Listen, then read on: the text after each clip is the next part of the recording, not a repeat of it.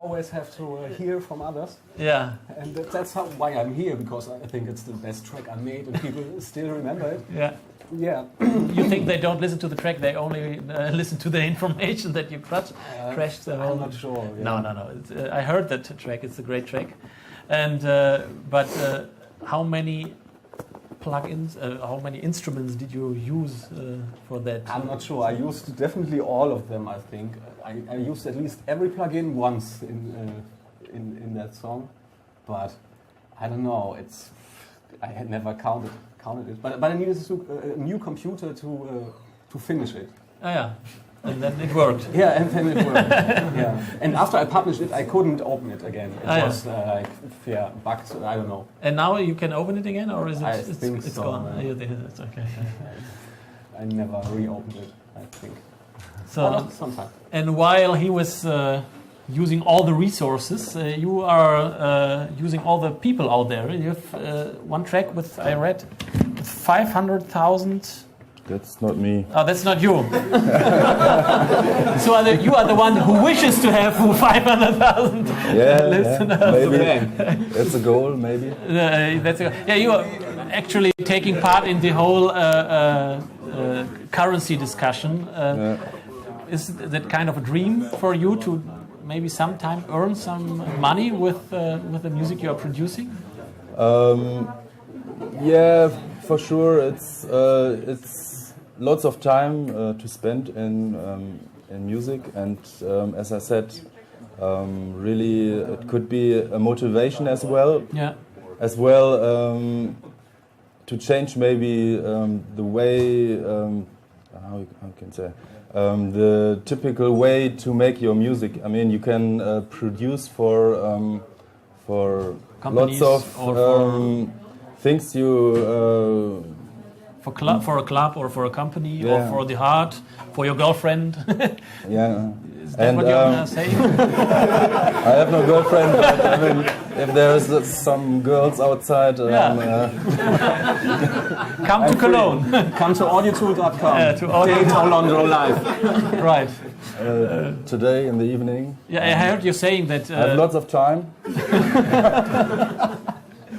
I heard you saying that because it's so time consuming, producing all that music, you don't have enough and addictive already. It's becoming more addictive in the future, but that you are not having enough time for your own study for the university.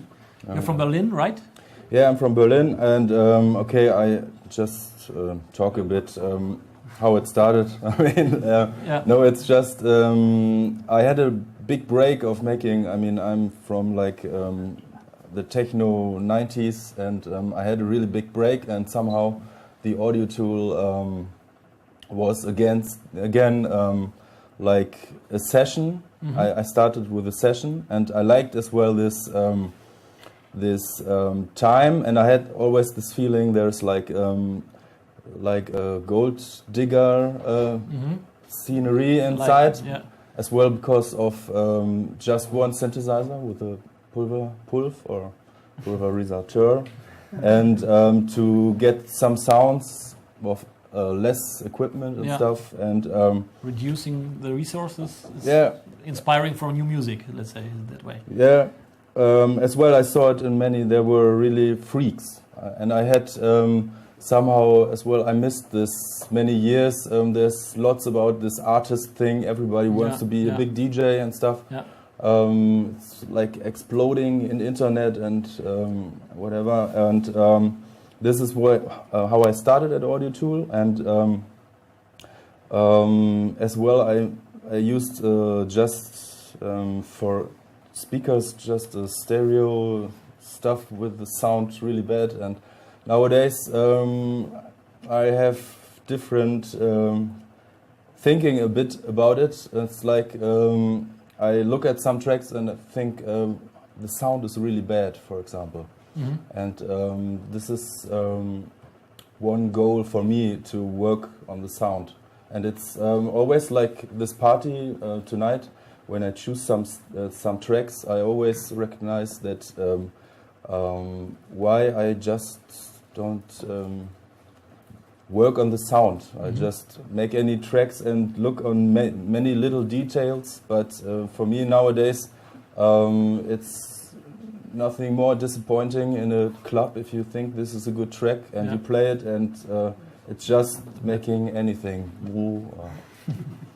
So maybe. There will be the mastering tool, maybe. We have to do something before. And it's not doing magic. Yeah, it's right. It's not magic. And how did you begin with Audiotool? I knew Hopknox. A colleague sent me a link and said, "Oh, cool! They've got a 303 emulation, 808 and stuff." And I played with it. Thought, "Okay, cool, nice, it's fun." But hey, I can't save. I'm not sure if I could. I have. Yeah, it's funny. And then 2 years later, I revisited them, and then there's a timeline. There are lots of effects. What the fuck? And then instantly started making. Beep. Yeah, hey, we're in Germany. Ich kann auch mal sagen. So. And instantly started arranging a track, and that was quite rare for me at the time. I was making music before, but only loops. And there I really started just layering it out, and after 2 hours or something, I clicked published and had my first song in it. And I was so astonished by this thing working in the browser, you know. Yeah, obviously, and then you created this incredible giant arrangement. I guess that's quite. I made it so complex with so many devices because as I was a kid, 16, there was no music software when I was 15 or 13. I don't know how old was that. And now I have to take as many devices I can without paying money. I because you couldn't use yet that in your youth. Yeah, but that's the democratizing aspect of the whole music production, that everybody can afford just to use all those stuff. Yeah, cool. But you also worked together a little bit. I just made a remix once from. I never collabed, I have to confess. No. We don't like. If you want to apply, audiotool.com. Yes, cool. So there's 2 Germans here that are using Audiotool here. Is there anybody who wants to ask questions? I mean, most of you met already here this afternoon, so you talked. I don't know. Who are your guys' main influences outside of Audiotool? Say it again, please, for the record. For all our viewers out there. Who are you guys' main musical influences growing up?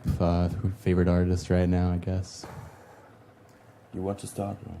I can. I'm not sure if I have really idols or influencers, but the first techno track I heard after my parents forbid me Benjamin Blümchen, they said it's evil, you can't hear it anymore. A guy came and showed me James Brown is Dead. It was the first techno track I heard in 1991 or something. And then I knew, okay, I want to make music.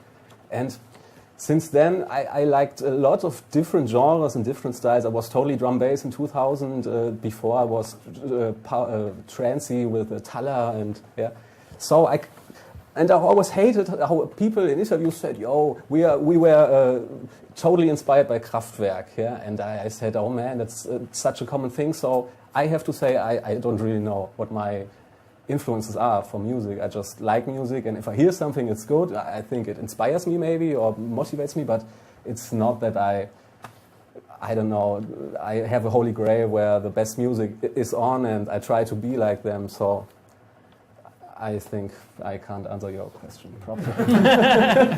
But for me, like I said, more the techno stuff from the 90s, so as well Jeff Mills and Adam Bayer, Ben Klock, or whatever. And but I have to say that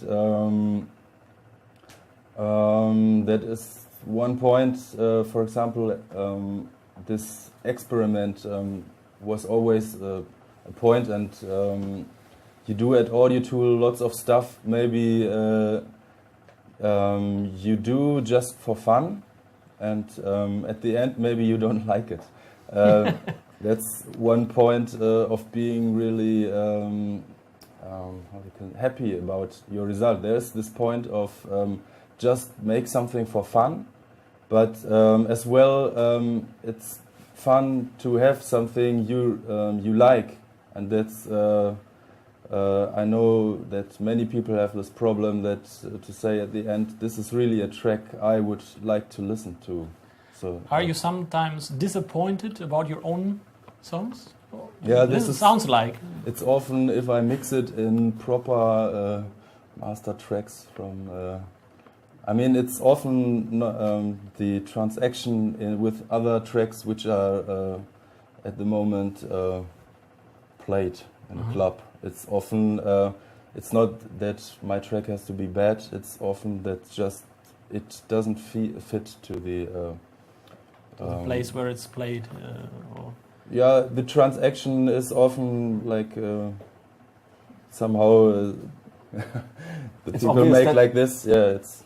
You mean it's quite obvious that you are making your music and and other music is harder or sounding proper, amtlich. Let's stop this because I started crying. No, please don't. No, any other questions maybe or? So thank you for your point of view from Audiotool, rnzr and Olondro.